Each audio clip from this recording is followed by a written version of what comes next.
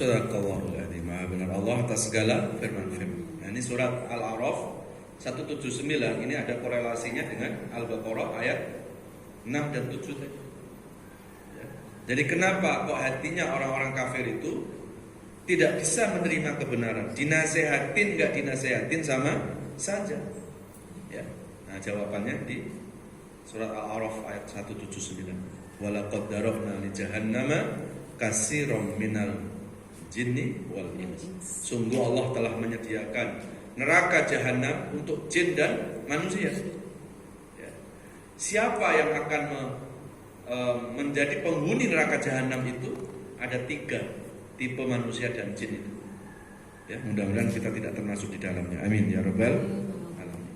Yang pertama, lahum qulub, yaitu mereka mempunyai hati, tapi hatinya sudah tidak bisa menerima kebenaran. Ya, hatinya itu sudah nggak bisa menerima kebenaran. Kadang kalau kebenaran itu tidak cocok dengan pikirannya, ditolaklah kebenaran itu. Ya, jadi dalam kehidupannya dia tidak mengikuti apa yang telah dibenarkan oleh Allah, tapi kadang malah mengikuti pembenarannya sendiri. Ya. Nah, kemudian yang kedua, siapa yang akan menjadi penghuni neraka jahanam? Yaitu orang-orang yang punya mata, tapi matanya tidak bisa membedakan mana yang benar, mana yang salah. Tidak bisa melihat tanda-tanda ayat-ayat Allah. Kebenaran tertutupi oleh pandangan. Kemudian yang ketiga, mereka punya telinga. Telinganya tidak bisa mendengarkan peringatan-peringatan Allah Subhanahu wa taala. Peringatan Allah itu apa? Al-Qur'an. Ya. Al-Qur'an itu disebut az-zikr, ya. Inna nahnu nazzalna az-zikra wa inna lahu lahafidun. Aku turunkan Al-Qur'an sebagai peringatan. Ya. Orang-orang yang sudah ditutup hatinya oleh Allah, mereka punya pendengaran, sudah tidak bisa mendengarkan peringatan-peringatan Allah itu. Maka mereka itu, ini kata Allah ya, ulaika kal an'am, mereka seperti binatang ternak. Wujudnya manusia, tapi di hadapan Allah manusia tersebut seperti binatang. Bahkan lebih sesat, lebih hina daripada binatang. Ya.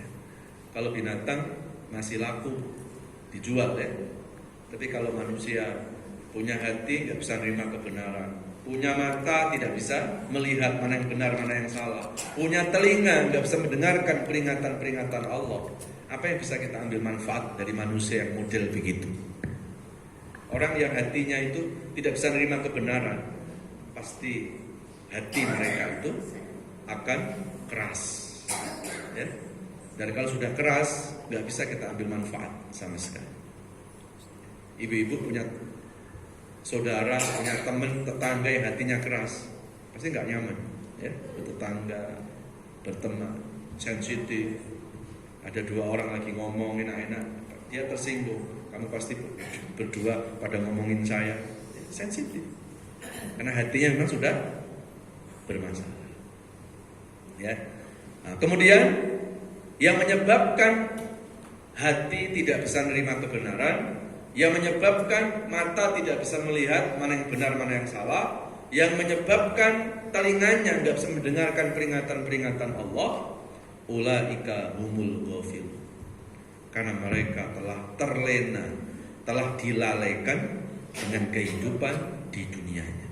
Maka jangan pernah kita terlena, jangan sampai kita lupa dalam kehidupan dunia ini. Ya, berapa banyak manusia yang hidupnya diterlenakan oleh kenikmatan-kenikmatan dunia ini. Dianggapnya dunia ini adalah tujuannya, padahal dunia ini adalah tempat transit. Tujuan kita adalah kehidupan akhirat. Ya. Maka ketika hati manusia itu sudah diterlenakan oleh dunia, maka terlalu cinta dunia itulah yang menyebabkan hati kita akan mati. Ya, orang kalau sudah terlalu cinta dunia, maka dalam hidupnya orientasinya ya hanya untuk dunia, nggak pernah mikir kehidupan setelah dunia ini. Ya. Bertambah usianya, tidak bertambah kebaikannya, tapi bertambah usianya justru semakin tambah berbuat dosa kepada Allah. Ya, ini yang hati yang pertama. Kemudian yang kedua, ada yang disebut dengan qalbun maridun, hati yang sakit. Kalau hati yang sakit ini hati siapa? Ini adalah hatinya orang-orang yang munafik. Ya. Coba dibuka surat Al-Baqarah ayat 10. Al-Baqarah surat kedua ayat 10, 11, 12. A'udzubillahi minasyaitonir rajim. Bismillahirrahmanirrahim.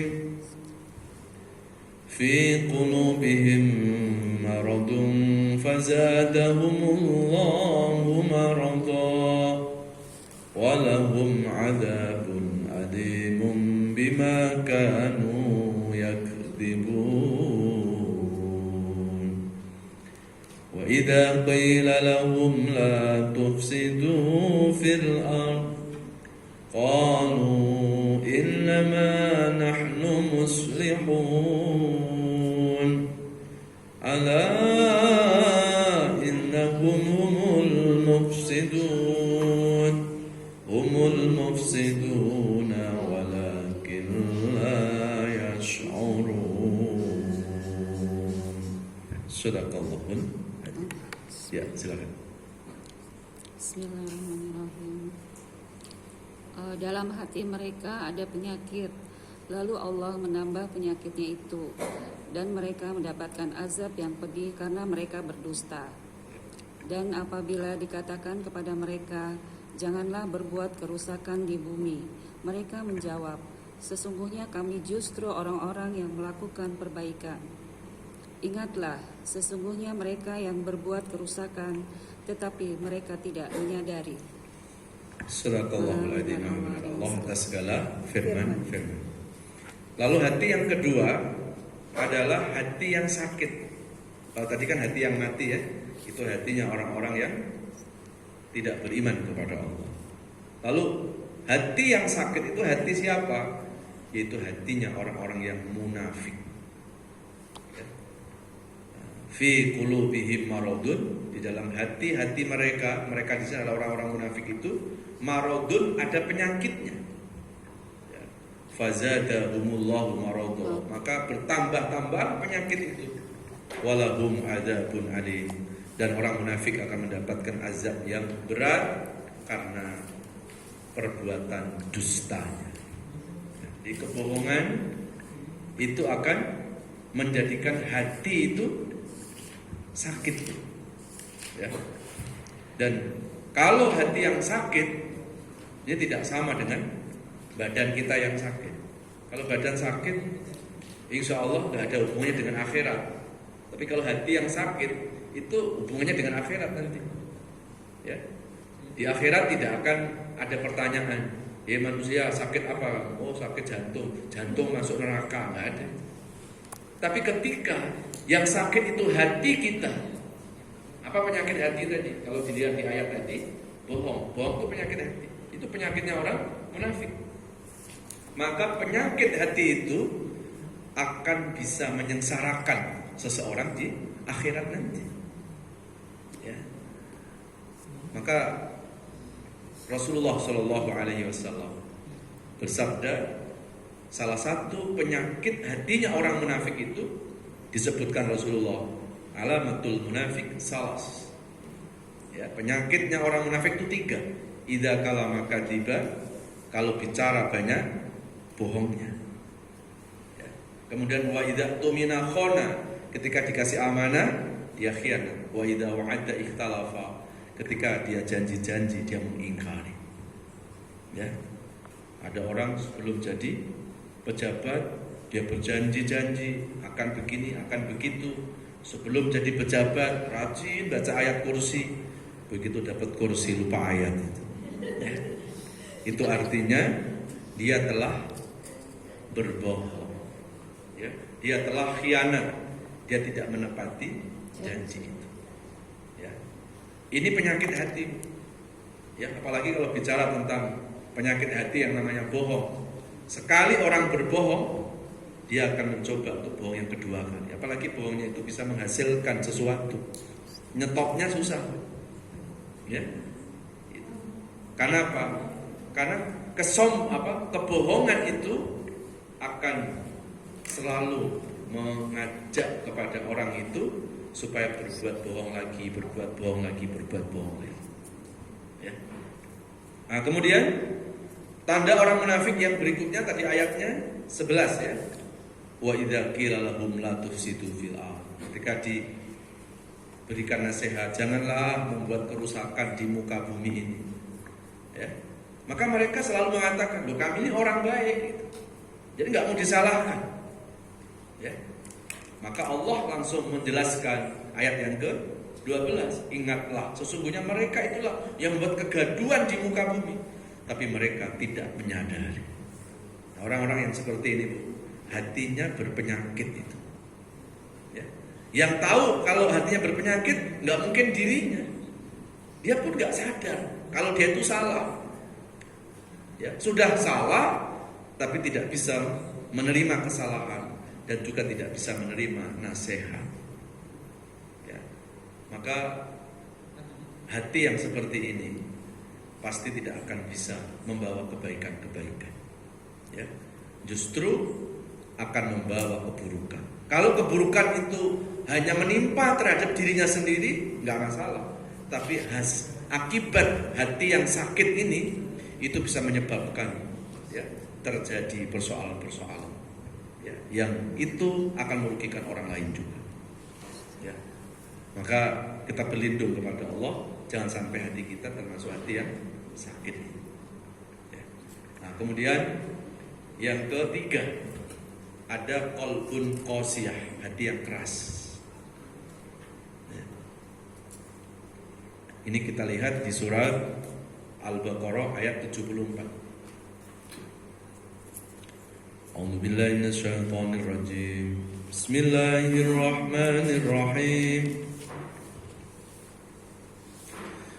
ثم قست قلوبكم من بعد ذلك فهي كالحجارة أو أشد قسوة وإن من الحجارة لما يتفجر منه الأنهار وإن منها لما يشقق فيخرج منه الماء وإن منها لما يهبط من خشية الله وَمَا اللَّهُ بِغَافِلٍ عَمَّا تَعْمَلُونَ.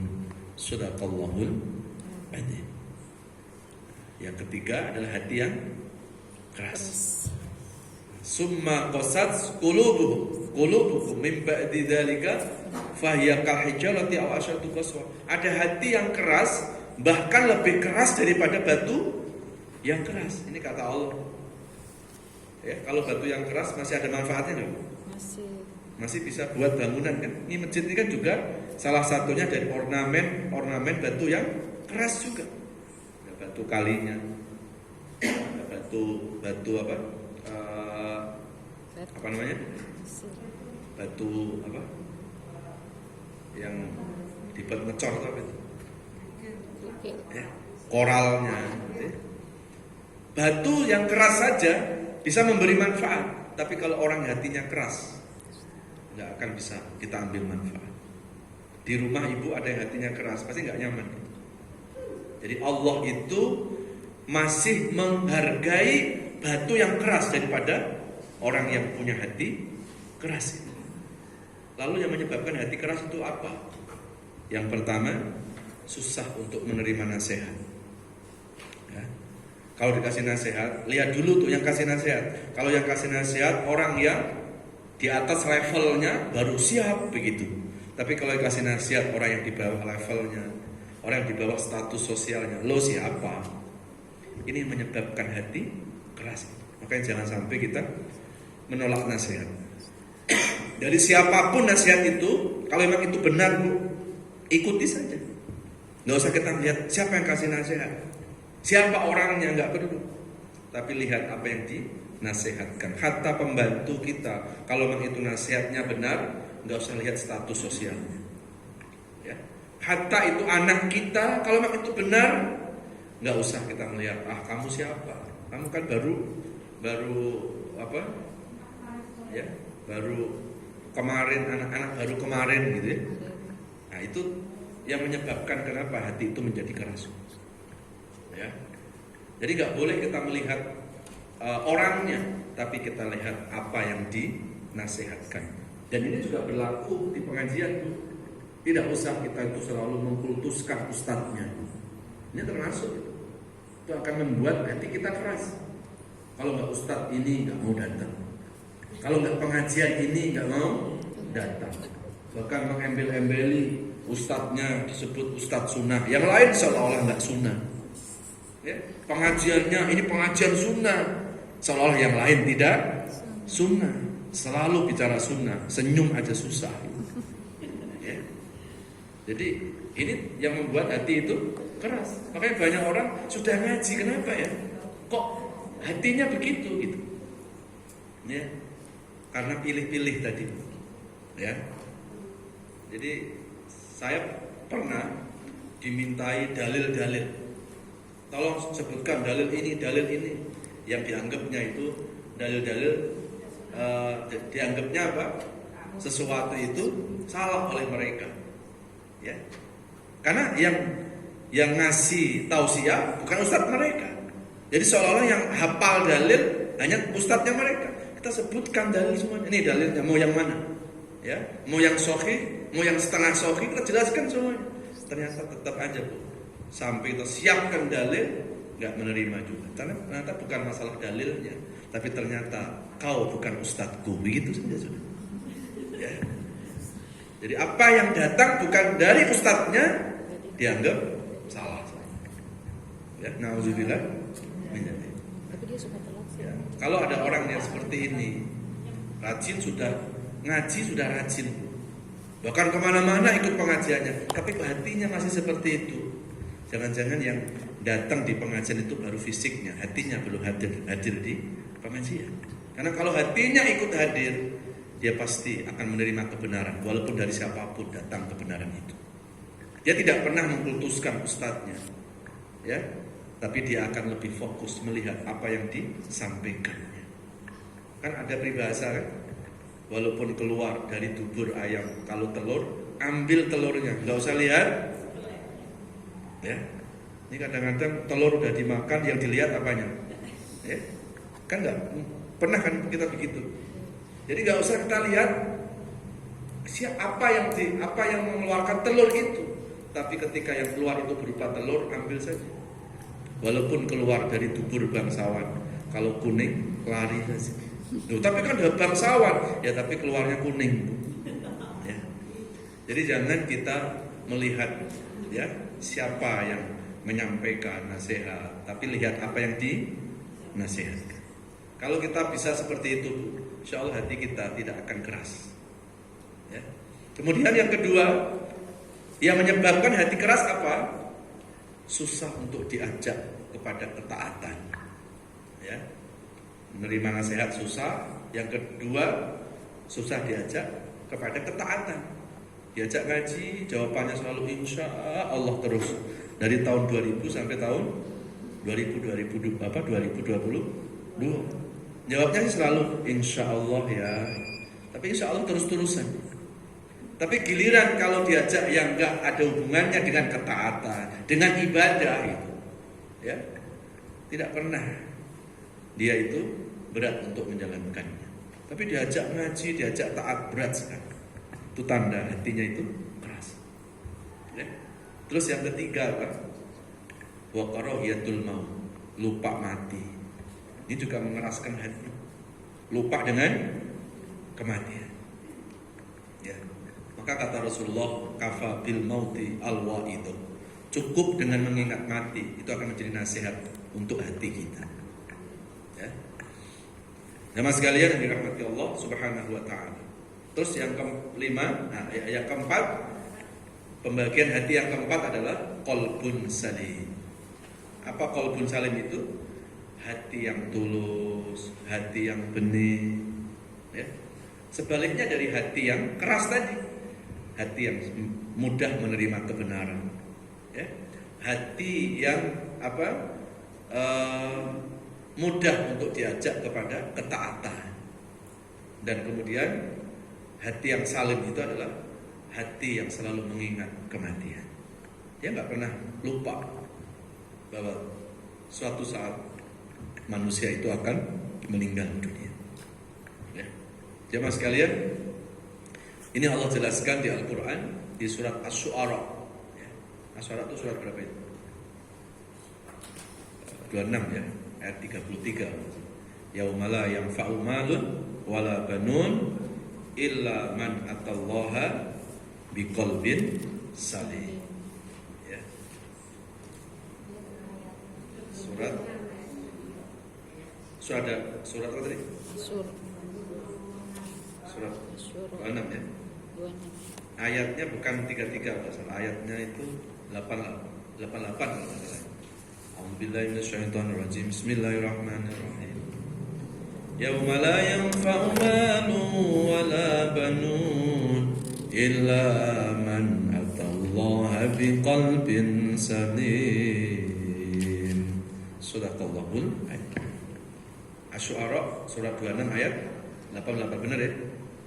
Yaumala yanfa'u malu, pada hari kiamat di mana tak berguna harta benda, tak berguna anak-anak keluarga kita, tetapi yang nanti kita hadapkan pada hari kiamat adalah qalbun salim, hati yang selamat, hati yang tulus, yang dihadapkan kepada Allah, hati kita.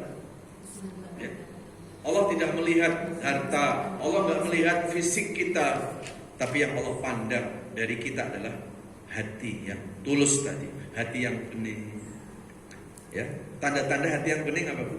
Tanda-tanda hati yang tulus, hati yang bening, hati yang lempeng, hati itu selalu connect dengan Allah. Ya, hati yang selalu apa? Zikrullah, hati yang selalu mengingat Allah. Fadkuruni adkurkum washkuruli wala takfurun. Ingatlah kepadaku, kata Allah, aku akan ingat kepadamu. Jadi Allah itu tergantung kita. Kalau kita selalu mengingat Allah, maka Allah pun akan selalu ingat kita. Maka ingat Allah, jangan hanya di